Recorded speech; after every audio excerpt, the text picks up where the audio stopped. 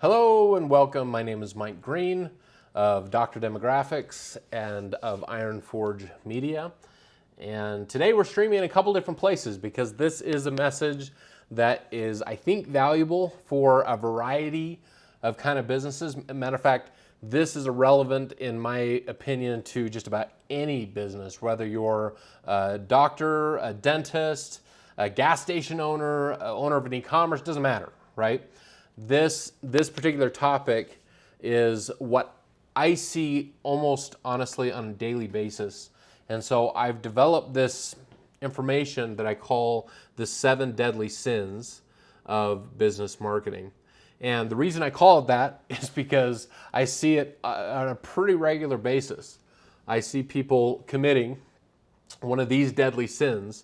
And the thing about it is I don't blame them for it because frankly, it's human nature to do these things. But those that are really killing it in the marketing world, in the business world, are those that have been able to not do one of these 7 things. And so hopefully I can impart something here today that you can look at your particular business and say, you know, we are really guilty of this, or maybe it is something that that we can stop doing and that we can be more focused. And frankly, it's all about money, right? It's all about how you're spending your dollars and how effective those dollars are in reaching the audience that you want to reach. So let's talk about sin number 1. Now, I know I'm not in presentation mode with this PowerPoint. I was having all kinds of problems, so you have to bear with me. But sin number 1 is that you've lost your target. So I see this one all the time, and frankly, advertising companies love this so much, right?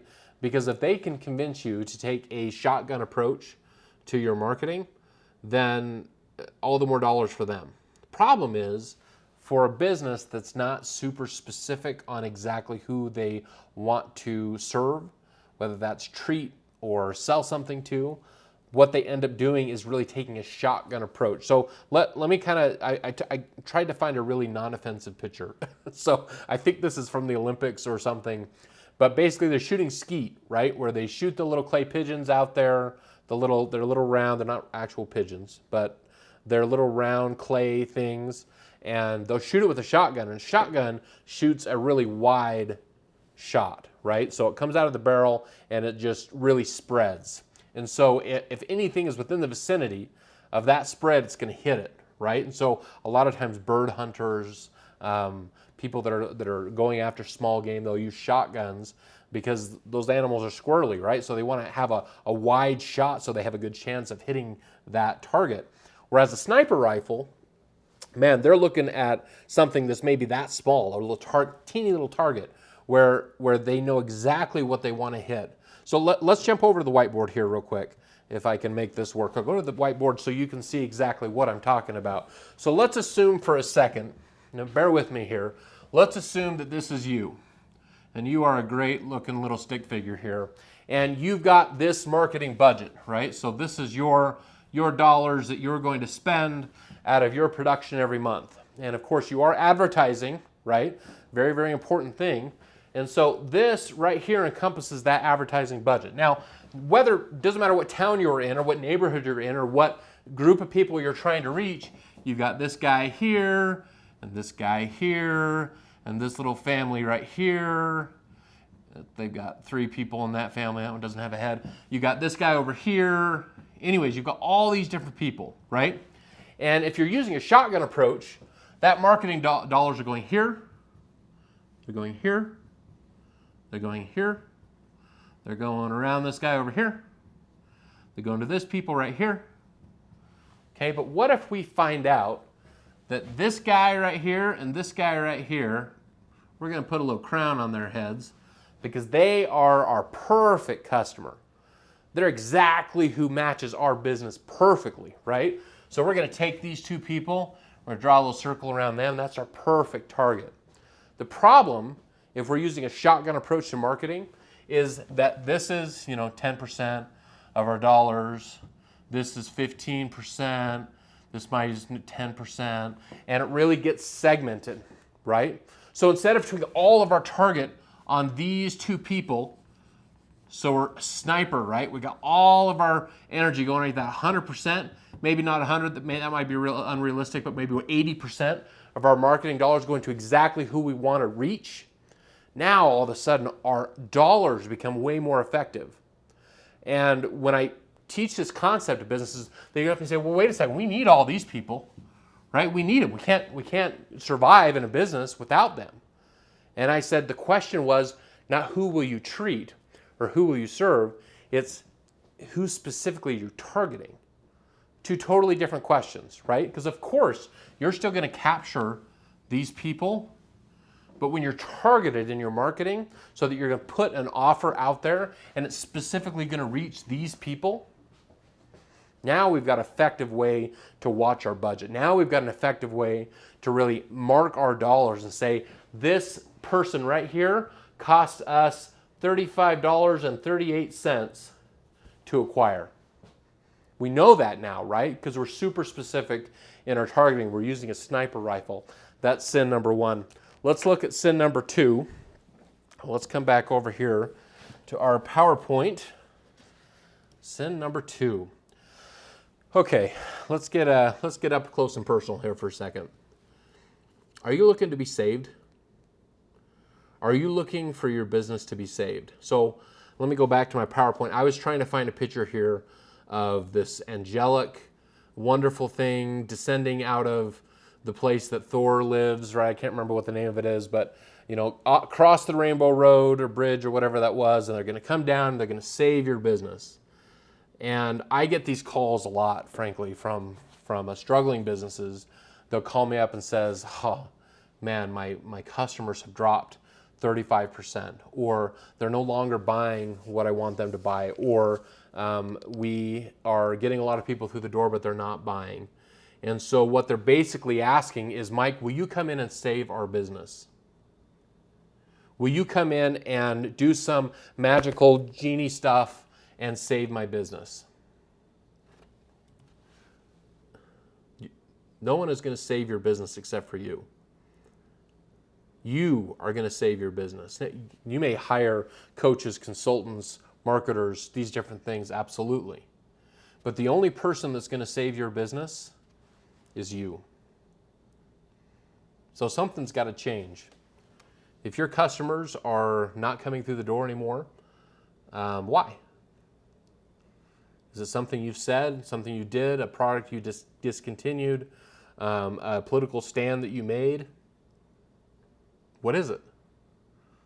Because if you don't really know that and you don't have that defined, then there's no way that anybody's going to come in and save your business. Now, here's the problem. Advertisers love to present themselves as saviors. Man, if you just hire me, this SEO company or this Google advertiser, all your problems are going to go away, right? We're going to get all these customers for you, all these clients, whatever. They're lying to you. I hate to tell you that, but they're lying to you. I've been in advertising for over 20 years. I've worked for some of those companies in my rebellious youth. I understand the short-term contracts that they're trying to push on otherwise unknowing business owners to get you to sign up for their services for 2 or 3 months. Because they know if they can get 2 or 3 months of pay out of you, that's good enough. They're in a turn and burn type system. And I hate to tell you this, but a lot of marketing companies, a lot of advertisers are just about this. Do not look for an advertiser to save you. Again, are you going to hire those people? Yes. Are they going to be your executors? Yes, absolutely. But no one is coming to save your business. If you have big, serious problems, you need to figure out why and what you're going to do to change it in order to be successful. Let's look at sin number 3. All right, kind of on a lighter note here. I know that got a little heavy. Sorry for that. You're stuck in the past. Remember old Uncle Rico from Napoleon Dynamite? Remember how he would say, man, if I could just go back to high school, if Coach would have just put me in, man, we'd have taken state. I'd have been, soaking it up in a hot tub with my soulmate, right? Remember that? A lot of businesses are living in the past. So let's kind of look real quick, actually. Let's go back to our whiteboard for a second. And let me kind of break down advertising in its most simple form. Doesn't need to be any more complicated than this. All advertising breaks into two different categories, and both these things are needed in any advertising campaign.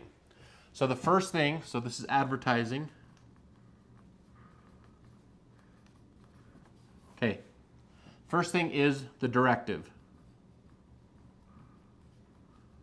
Now that directive is the message, the words, the pictures, the music, the colors, all these different things, right? There's always going to be a directive element to the message that you're going to put out there, okay? And then the next part is the delivery. Delivery, okay? Somehow that directive, that message, that offer has to be delivered to a group of people.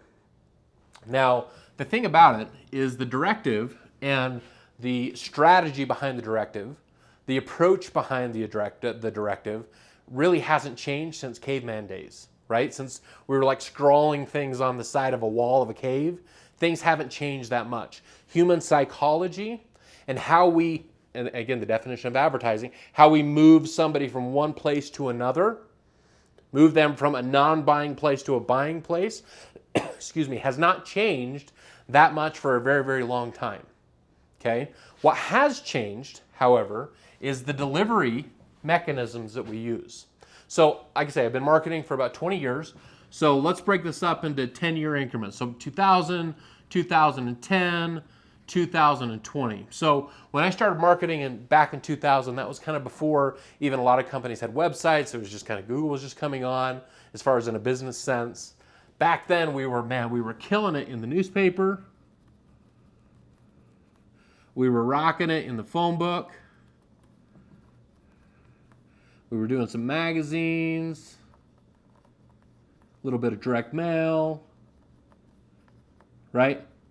All these what we consider today as offline methods. We're doing all these different things, right? Now, somebody that's new in business, maybe that was not even around back then, not born yet, they're thinking, what the heck? What a waste of time and money.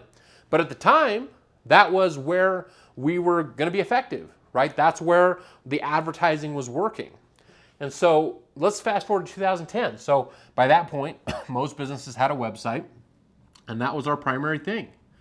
We just needed to get them to the website, right? We just needed to do the search engine optimization. So when somebody typed in whatever our primary business was, they were going to get to our website, right?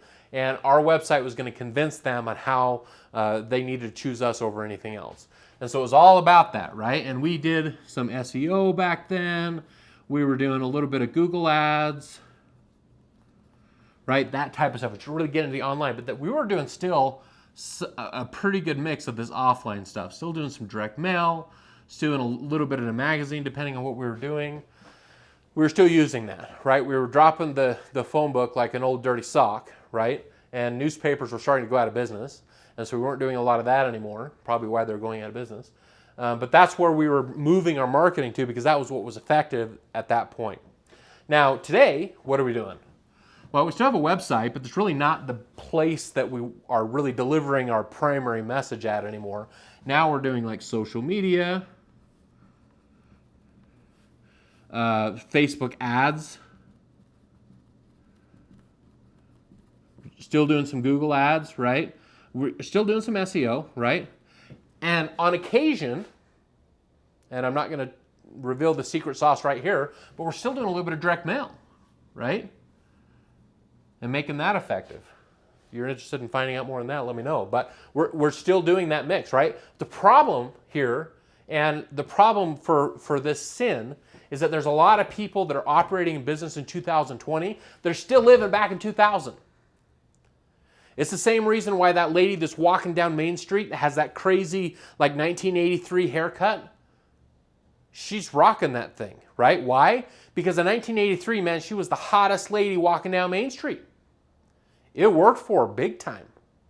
And so she's scared to death of changing that hairdo, and it stopped working for her, right? And so she's still rocking that haircut. It's the same thing for business, right? She's thinking, man, we should put this phone book ad in and have this message, this offer, and our phones were just ringing off the hook. And we were killing it for a couple of years. Then all of a sudden, man, those calls kind of dropped off and dropped off and dropped off and dropped off. But man, we're too scared.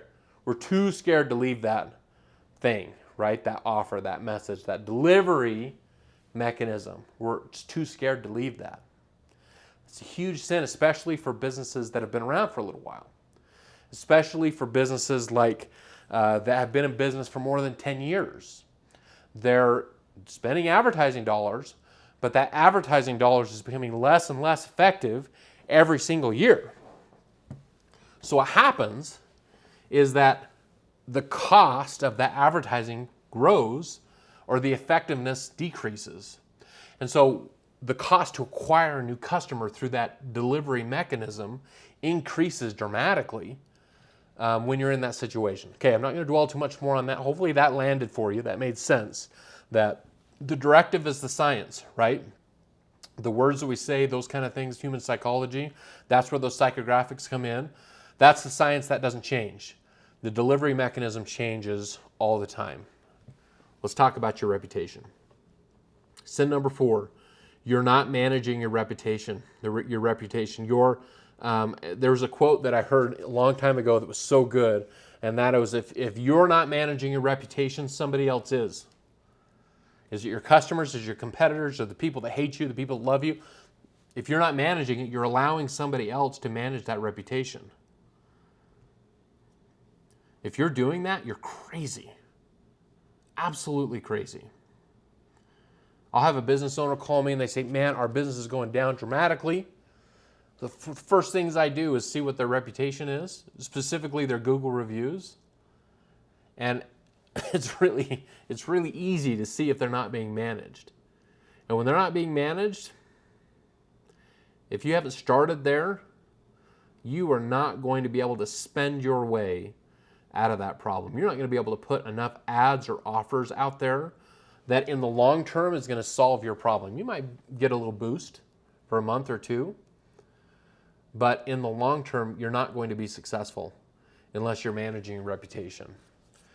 No longer are the days that we can just bring customers in and treat them poorly and expect them not to talk. Back in 2000, right, what we were just talking about, you could do that, right? And a lot of businesses did. A lot of used car salesmen, that's how they got their reputation. Door-to-door salesmen, that's how they got their reputation.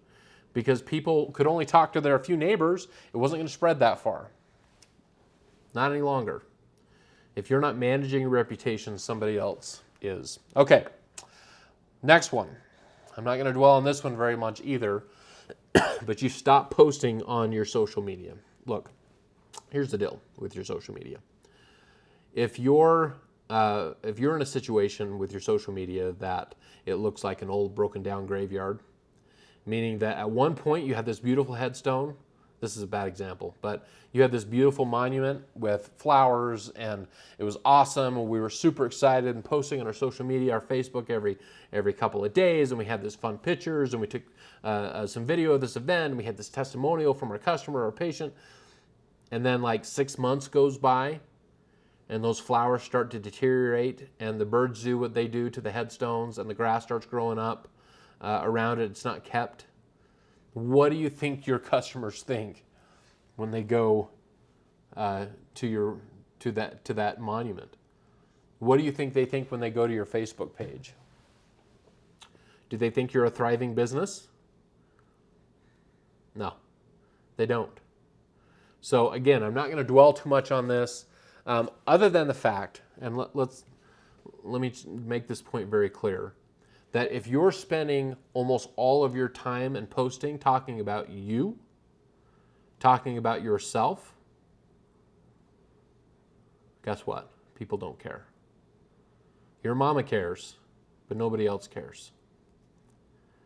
I've got a client right now that I've got to have a serious heart-to-heart because they're posting a lot, but all those posts are about themselves. The secret, the magic, the secret sauce of social media is posting about other people, talking about others. And I know, It's hard to measure that ROI. Matter of fact, if you haven't watched my training on how to effectively deploy a social media strategy, it's totally free, it's available. It's taught in several universities. It's effective. I've done it for a long, long time. It's super, it works really, really well. If you haven't watched that and deployed it, man, you're making a mistake. Social media can be one of the most effective ways for us to really make an impact on the group of people that we're trying to influence. That's why they call it social influencers. All right. Whew. Sin number 6, your metrics are not defined. All right. Let me go through real quickly. Let's go back to the whiteboard. Let's look at the 4 categories of metrics that you've got to be focused on, that if you don't know these 4 things, before the end of this week, you need to know them. They're not hard. You need to set up some tools and tracking, and for a lot of you doctors out there, your practice software already probably measures a lot of this. So it's not that difficult, but let's go over what those 4 things are. The first one is your KPIs, your key performance indicators, okay? How many people are walking through the door? Are they male or are they female? They come in before noon or afternoon? Are they spending a little or are they spending a lot? How many are they referring? Are they calling 3 times before they come to the office? Did they come in with a mail? All of these things are your key performance indicators. They're all easy to track. You just got to make sure that your frontline person, that receptionist, whatever, is keeping track of them. Because if you don't know your KPIs, man, it's really, really difficult to measure everything else, including your strategy and including your profit. The second thing is your ROIs, your return on investment. I should just say ROI, not ROIs. Your return on investment. What is the acquisition cost for that new patient or that new customer? What's the lifetime value of that person?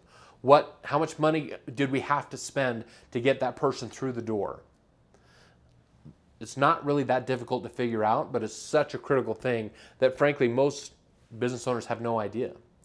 They don't know how much of their marketing dollars they had to put out in order for them to acquire a new customer. They have no idea the lifetime value of that customer. They don't know that lifetime value is times 3 because they each bring in 2 friends because they've been measuring the KPIs, and now they know the true return on investment. If they don't have it figured out that every time they put in a nickel, they get back a dime, then they're missing the boat big time. The next thing is your COGS, right? That's kind of an accounting term, but what is your cost of goods sold, right? What is your labor cost? What is your equipment cost? What is the materials? All these different things. And for many of you doctors out there, you've got a million different materials and inventory and all this stuff, right? And you've got these different people working for you and doing these different things. And I'm surprised that most of you don't have a running total of what your COGS currently are. How can you measure your profitability over a year if you don't understand how much it costs for you to sell what you're selling? Doesn't make any sense. Last one's super important. It's called your OLAP. That's your online analytical processing. I know that sounds complicated, but basically what that's measuring is what is your trajectory for your business. Are you moving up? And this is 5 years from now, and this is where we are right now, and in a couple years we're going to be in a bigger building, a couple years we're going to maybe sell our business, and are we on that path, right?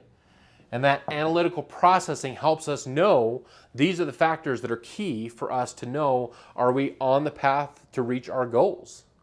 Whatever that goal might be, whether it is to sell, to grow, to hire that next C-level person, whatever it is, right? But that measures our trajectory. Okay, let's go to our final sin. Sin number 7. Oh, grumpy cat. Now, let me tell you a quick story with this. I want you to get this image of this cat in your head here. So many times, great, and this is mostly specifically for doctors, but great doctors will buy a practice that's been around for a long time, and they're excited about that practice. They come on in and they find out that staff hates them. Why do they hate them? Well, usually it's nothing to do with the doctor. It's the previous doctor, right? That had told them they were going to ride off in the sunset together and made all these promises, and then didn't tell them that they were going to sell, and just kind of snuck out in a thief in the night and say, hey, you've got a new boss. That happens all the time. As a matter of fact, just happened to a doctor, a friend of mine, literally 2 days ago we were talking about this, and this is what happened. And so the staff now is this jaded group of people who see you as an outsider, that you've bought this practice, and now you have a series of bad seeds within your group. So again, grumpy cat, right? That grumpy cat is not happy. Problem is that grumpy cat person, the front desk person, is your first representation of your business to the people that are walking through their door. Now, this is also very, very applicable to people that aren't doctors. If you have a frontline person that's not getting with the program culturally, not getting with the program with you as an owner, or there's a problem, and they're taking that grumpy attitude to all the customers that walk through the door, man, you're losing too much business, I promise. And you're sacrificing greatly by having that person in that frontline spot. And usually the reason why you hold on to that bad seed, because you're a fantastic person, you're nice, you don't want to ruin somebody's life, or you're just too afraid to fire them. That's the truth. You're too afraid to fire them. And I get it. It's not fun. Nobody likes to be fired. Nobody likes to fire. But if that person is affecting your business in such a huge way that you're allowing that person to frankly destroy your business, what are you doing? Either you need to get brave, solve the problem, or you need to hire somebody. Unfortunately, that's a service that I've had to do many times, specifically for doctors that want to hide in the back room and have me take care of business for them. But whatever you have to do, you need to get rid of that bad seed, because your business is not going to make it and holding on to that bad seed. It's going to take too much time, too much money, too much energy to change that person from the state that they are as that grumpy cat to the person you need to be in. Okay, I've already taken too much time.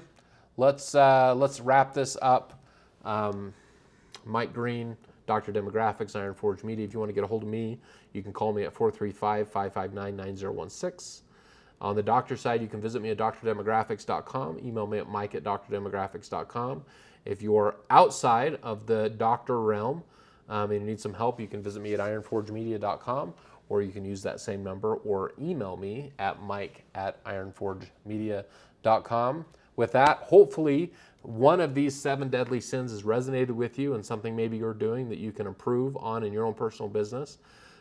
I would be more than happy to take a look at your strategy, take a look at it from an outsider's, third party's perspective, and see if I can offer some guidance. And with that, we'll see you on the next video.